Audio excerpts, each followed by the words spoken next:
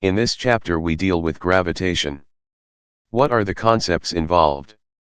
The law of gravitation: any particle in the universe attracts any other particle with a gravitational force whose magnitude is directly proportional to the two masses and inversely proportional to the distance between them.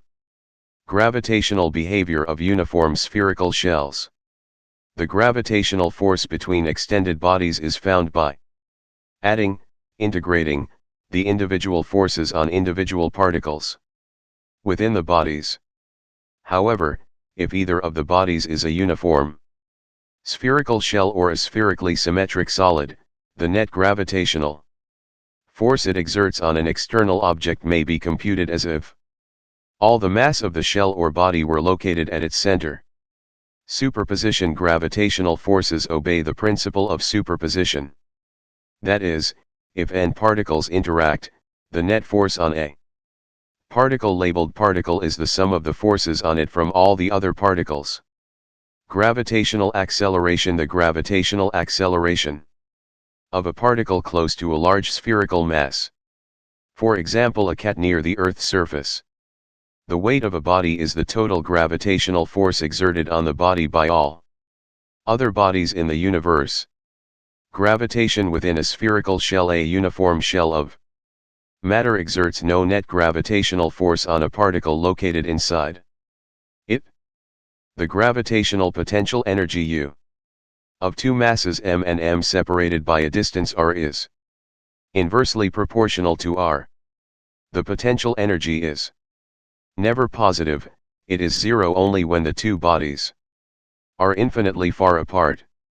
If a particle is outside a uniform spherical shell or solid sphere with a spherically symmetric internal mass distribution, the sphere attracts the particle as though the mass of the sphere or shell were concentrated at the center of the sphere.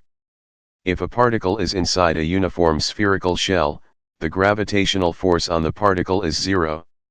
If a particle is inside a homogeneous solid sphere, the force on the particle acts toward the center of the sphere. This force is exerted by the spherical mass interior to the particle.